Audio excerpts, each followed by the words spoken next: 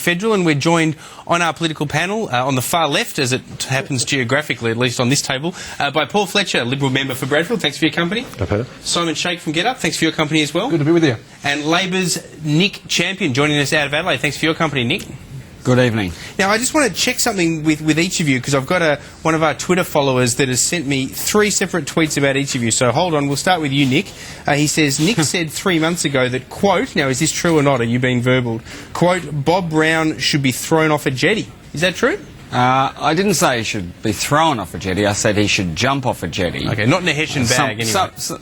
Yeah, no, jump off a jetty. This is somewhat different thing, but I think given that Bob's retired, we should let him go with goodwill and retire into Tasmania. Why jump off a jetty? What did he said that outraged you? Oh, look, I can't quite remember what the proposition was, but it was one of the Greens' policy propositions that I didn't agree with. I think Bob at the time was being, particularly boisterous about one issue or another, and I responded in a boisterous manner myself. All right, we'll get to the real issues in a moment, but the same fellow tweeting, he's a young Liberal, by the way, so he's probably kinder to you than anyone, and you can see what's coming from you, Simon. What's coming, but yes. Paul, he says, future Liberal Treasurer, way too experienced to be below hockey. We are fortunate in the Liberal Party to have a very strong team of very capable people, and most importantly, it's a team that more and more people want to join, and we've got some excellent candidates coming forward for pre-selection. So I'm really excited about the quality of people we have in Parliament and the quality of people who are going to be joining the team. Well, to Tom, who sent the tweet in, he's going to have to be aware that Paul's going to have to be fighting a host of other people, potentially Christian Porter as well, for that particular title of challenging Joe Hockey. Not that anyone's saying that's what's happening. The last tweet that has come in is, of course, for you, Simon. Now, this, as I said, you knew this was going to be the hardest. An ALP stooge who has no credibility in Australians' minds. Now, I think that's a bit harsh myself, but why aren't you a Labor stooge? Well, I would say that in the last 4 years since I've been there personally, we've run more campaigns targeting the Labor Party, getting them to change their policies, than we have the Liberal Party. Well, because you'd like to see them be more progressive than they are as the left of centre party. Because we focus on people who are in government. We focused on John Howard when he was in government, because when you're in government you can make things happen, you can change things. So it's pretty absurd to suggest anything other than the fact that we have a progressive set of values and we go out there and try to convince every political party to be as progressive as they can. That's why, for example, we work so well with the Liberal Party on mental health. They had an excellent policy on mental health before the Labor Party did, and that's why we'll continue to work. For example, Paul and I have worked in the past together on internet censorship, another crazy Labor idea. It's bad for your reputation, I reckon, this idea that you're working closely with Simon Sheikh. We even spoke together on a forum, as I recall. All right. All of that is true, and our political system has room for many diverse groups, but it's important that ultimately the test is who people vote for and the values that you are standing for and have stood for a long time, and that's what differentiates the Liberal Party from a whole range of organisations. All right, well, let me bring you in, Nick, because I reckon one of the things that Paul Fletcher was alluding to there without saying was that that's what differentiates the Liberal Party from the Labor Party. How are you guys travelling? Are you buoyed by the opinion poll today? Now, your primary vote is still down in the dumps, but at least the Liberal Party are heading in the same direction, albeit still well ahead. They're down to 44% primary vote, which is not that far off what they got at the last election, which wasn't enough to win. Well, opinion polls will come and go. I mean, politicians do look at them. I think it's a bit foolish to say that we ignore them, but they do come and go. They're a snapshot of public opinion, and I think, it's not great for the Labor Party. We've got a lot of work to do, and we're continuing to do that out there in the community, talking to people, explaining our policies. Yeah, they're just a bunch of lies, though, but are you at least happy that your people? Unpopular leader is now at least slightly less unpopular than the opposition leader? Well, look, I think that, polls at this point do have a bit of an air of unreality. They tend to tighten up in elections. They tend to tighten up when both parties have to put their policies for the future to the people. So, I appreciate what you say, that they're a bunch of lines, but they do happen to be true. Obviously, the polls have been difficult for Labor for, 6 months or more. But what we've got to do is get people to focus on the sort of economic situation we've got, which is pretty good. Low unemployment, low inflation, low interest rates, and Australia, you know, an island of economic prosperity in a sea of troubles. All right, and we will get to the economics. I can see a whole bunch of evil eyes looking at me wondering why we're talking about the polls. But just quickly before we move on to the actual substantive issues, Paul Fletcher and Simon, let me ask you guys. My theory on the polls, and I've written about this in The Australian tomorrow, is that Labor's got problems. Voters have clearly turned off them, whether they stay there or not. What is interesting about the latest poll for me is that there are huge doubts about the government, but there are some doubts, I wouldn't call them commensurate, with the opposition, in the sense that there has been a slight downward trend in the primary vote, and of course Tony Abbott is unpopular, albeit I think in fairness partly because he's doing a deliberate hit job on the government. How do you both respond? Well, it's very dangerous for politicians to get into commenting on the day-to-day ups and downs of the polls. What we need to do as a responsible opposition is get on with, first of all, highlighting where the government is going wrong, where they are failing to lead this nation to realise its extraordinary potential, and also laying out the details of the alternative approaches that we would take. Well, let's jump straight into that. I mean, where do you think they're failing there? Because we have had a set of economic numbers that Nick Champion referred to, which were pretty positive in the whole. Why doesn't the government get credit for that in the opposition's view? Because this government essentially got lucky and inherited a situation where Australia had stable, long-term economic management which had set us up very well. We had got government debt down to zero, and in fact below zero, and we had an efficient, productive economy, and Australia was doing extremely well. What we've had since that time is a bunch of amateurs who really have absolutely no idea what they're doing, and it's only thanks to, frankly, the extraordinary endowment of good fortune that they inherited that we are where we are today. Do you agree with that, Simon? Well, they got us through the GFC. I think most commentators agree that was good economic management that got us through the GFC. Didn't they just spend their way through it? I mean, I could have announced a whole bunch of spending commitments. I mean, problems with the BER might have made it no better than if they'd just sort of dug money up in holes around the country and just let people dig for it. Well, it's not my place to defend them, so you won't see much defence from me. But I will say that they did manage the economy well. Whether or not someone else could have managed it just as well was a moot point. They were there, they did a good job, and because what they needed to do is provide stimulus to the economy. On your first question and what you write in The Australian tomorrow, I think you're quite right. I think people do have doubts on both sides, stronger doubts when it comes to the government. I'm not sure I agree that the primary Liberal Party vote is an indicator of those doubts. I think those numbers aren't significant enough to warrant any analysis just yet. But the people's opinion of Tony Abbott, their hardening and worsening opinion of Tony Abbott, that's where there is a real issue for the Liberal Party, although I accept that when you are very negative... For the government. When you are very negative, that is the consequence that will happen. And I think Tony Abbott today, talked about delivering hard news. Perhaps that's the reason. Well, I think there are plenty of opportunities for him to deliver good news by the way of talking about policy, talking about his support for a range of issues that we'll get to throughout the course of the conversation, I'm sure. We will. Nick Champion, just on the economy, can I just ask you, do you get frustrated by Labor, sort of, certainly as far as the polls go at least, not getting the sort of credit that certainly Wayne Swan thinks that the government deserves? And forget your frustration for a moment as the second part of the question, but why do you think that is the case? Well, look, I think people are very worried about what's going on in Europe, and they're apprehensive about where the world is. What I say to people is, look, John Howard was in charge of a massive party, and unfortunately we're in charge of the hangover. And I think that's true of the world as well. But it couldn't have been much of a party. I mean, everyone said that John Howard wasn't the sort of party-going guy. It couldn't have been much of a party if he wasn't spending up big. Well, no. Well, he was. Government spending was running very high. People were drawing down on their equity, on their housing equity. People were, if you like, spending a lot and saving very little.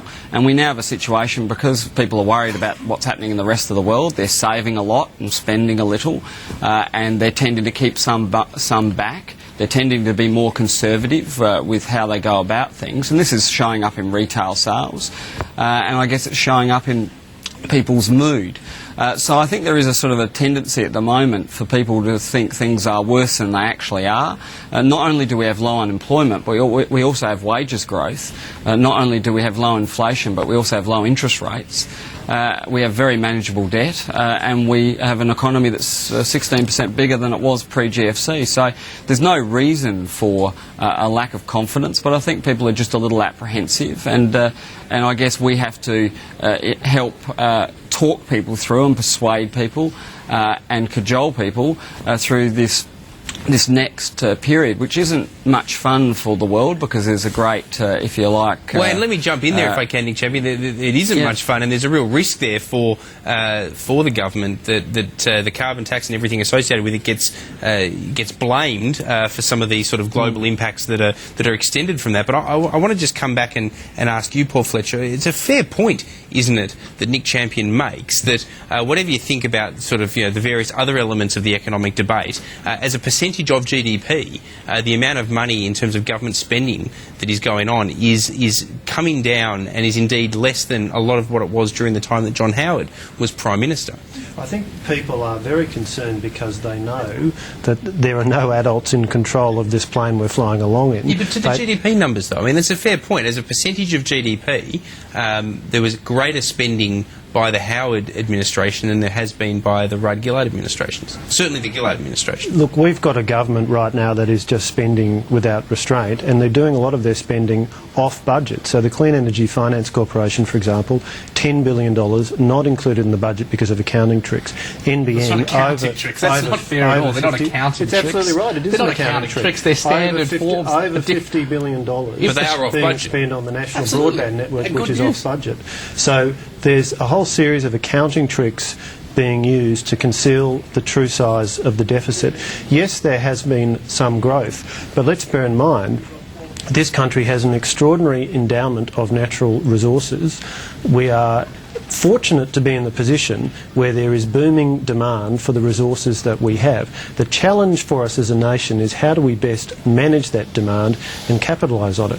What we have under Wayne Swan as Treasurer is just continuing spending increases on the assumption that the boom times are going to continue forever, and that manifestly is not going to happen. All right, you've got to hold that thought. We've got to take a commercial break, but I'm going to start with you, Simon, when we come back. You're watching Showdown. I'm speaking to Nick Champion out of Adelaide, and here in Sydney I've got Simon Sheikh and Paul Fletcher. Back in a moment.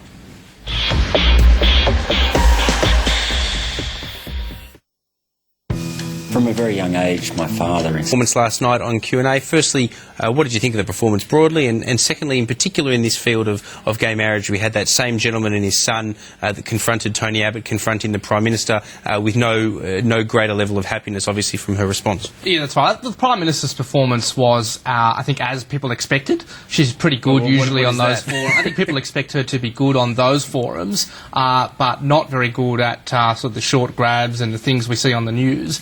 I didn't think there was anything particularly surprising or necessarily impressive, but it was, on par with what people expected. I would say, though, on the issue of marriage equality, which came up on yesterday's show, it was great to see her challenged by what's at the absolute heart of that issue, and that's young people being discriminated against. That's young people who are being told they are somehow different by the state and therefore by society because they're not allowed to get married. And there are no better advocates of this, absolutely no better advocates than the parents of gay and lesbian young people. It's powerful to see a parent sitting side by side with their child. And it was powerful when Tony Abbott was confronted with the same issue. And I think really the focus of this campaign needs to turn to Tony Abbott. Julia Gillard set the terms. It's about a conscience vote. So the question now is, will Tony Abbott do the same? Will he provide a conscience vote? And it's incredible. It's incredible. I mean, Paul Fletcher should talk about this. It's incredible that this is a party that stands in favour of individualism, that trumpets the rights of people to have individual opinions, and yet at the moment, and I hope it will change, but at the moment is blocking people like Paul from voting the way they want to vote, perhaps, on the issue of marriage equality. Well, he's here in front of us. Let's give him a chance to speak. Paul Fletcher, I mean, you are identified regularly as on the moderate end of the Liberal spectrum. Were you freed up for a conscience vote? And in theory, the Liberal Party is always free for a conscience vote. Would you like to be able to vote in favour of an issue like gay marriage, or are you opposed to it? Look, I'm perfectly comfortable with the party's position. We took to the last election a position that marriage is between a man and a woman. That's been the Liberal Party's consistent position. I might say that's the position which overwhelmingly is put to me by my constituents in the seat of Bradfield. Is that your view as well, personally, though? Yes, it is. Okay. And so what about, it's one thing that I can understand the point that that Abbott is trying to make as a distinction, even though I might not personally agree with it, that at the last election that was what they promised, so they're not going to change to a conscience vote. Would you at least like to see perhaps it become policy to go to the next election for the Liberal Party to open its position up to allow a conscience vote on this issue? Look, I don't think this is an issue which necessarily needs to be a conscience vote at all. This is an issue about the nature of a relationship between a man and a woman. Marriage has always had a special status in our society. That's the view the Liberal Party has always taken, and a view that we took to the last election. So some people might want to argue that it ought to be a conscience vote. I don't think it necessarily follows at all. Isn't it exactly the kind of issue, though, that would normally be a conscience vote issue? Of course it is. It's designed I don't think that's right at all. I don't think that's right at all. This is classically a question of whether an important social institution which has important benefits for society and for children in particular who are brought up within a marital relationship, the question is whether that status ought to stay or ought to change. That is squarely an issue of public policy, and the notion that issue of discrimination. If I can just finish the point. The notion that there are some issues which, in some way, a political party cannot have a view on, that those are matters that can only be determined by individuals, I don't think is right. And that is the view of the Liberal Party. That's the view we took the last election. I imagine it's the view we'll take the next election. Let me bring Nick Champion in on this. I mean, you're in a party that has made a different choice. It's decided to open it up to a conscience vote. Your Prime Minister, all of our Prime Minister, has received quite a bit of flack for herself not taking a particular view in that conscience vote. Have you come to a determination about what you'll do personally? Well, look, I think I'll let the Parliament know first. I think it's appropriate that all my constituents hear at the same time and they hear my reasons. I'm sure they're all watching, full. Nick. I'm sure a few of them are watching. But look, people deserve to see my full speech, my full reasoning behind my position. I think I have made up my mind, but I think I'd prefer to tell everybody at once, and I prefer to tell the Parliament before I tell the media. I think that's the appropriate way to deal with it. Let me ask you this then, if I can. What about this idea of waiting till... Tony Abbott's argument isn't unreasonable, is it, even if you disagree with him on the issue, that they went to the last election promising that this would be a party position, that gay marriage would not be something they would support, so ipso facto he's not prepared to countenance a conscience vote. I mean, that is logical, isn't it, even if you don't agree with it? Well, look, that's a matter for the Liberal Party. It's a matter for Tony Abbott. I'm not going to be in the business of answering for him or defending him or even attacking him on this issue. The only thing I'd observe is that the original changes, no-fault to divorce changes to the Marriage Act that were done in the 70s were done by conscience vote. And that's because people at the time had a very, very strong view, both for modernisation of the Marriage Act as it then was, and for, if you like, a traditional understanding of marriage and a traditional... there were people who wanted to defend the traditional concepts of marriage back in the 70s. And the way that was resolved is through a conscience vote. And that way you didn't get people bound by parties. You got people, parliamentarians, going before the Parliament, going before their constituents, announcing their reasons and arguing for them. And I think that that's a better way to deal with these issues. I think it's a better way for the Labor Party, which has, frankly, constituents who are very strongly opinionated both ways, and I suspect that's the same for the Liberal Party. But what they do is really up to them, and what individual MPs in the Liberal Party do is up to them as well, because they always have that option to cross the floor if they so choose. And Malcolm Turnbull did that over the carbon pricing system, and very bravely, I thought. Okay, let me jump in because we're almost out of time. Simon, Sheikh, your response? The majority of the Liberal Party's voters, opinion polling shows, actually support marriage equality. They want to end marriage discrimination, but of course there is a diversity of views in that party. There's a pragmatic political reason. Wouldn't back it, and of course that's No, where I mean, that is where Tony Abbott comes from. A lot of libertarian conservatives will say, why is the state telling me who I can and can't marry? They would have that view. Tim Wilson, who comes on the show regularly, has that view as well. But let me say this, there's a pragmatic, let me just finish my point. I'll let you finish your You have point. to be quick, we've got 30 seconds. Pragmatic political reason, there is a growing sentiment inside the Liberal Party, inside its branches, inside its backbench, that they should have a conscience vote. This will blow up at some point. I don't know where you get this from. I really don't know where you get this from. I can only form my assessment from what my constituents tell me and from what my colleagues in the Liberal Party tell me. And based on what they're saying, what you've just said is not right. Well, I mean, look, at the end of the day, we are out of time, gentlemen, but this idea that, politicians don't get to have a conscience vote 99.9% of the time is just something that is a little bit bad as a piece of wording. We should maybe think about changing that. But we are out of time. No right to reply. In Adelaide, Nick Champion, thanks very much for your company. And joining me here in the Sky News studio, Paul Fletcher and Simon Sheikh. Appreciate both your company as well. And thank you for your company. You've been watching Showdown. I'll see you on Friday for Contrarian. See you then.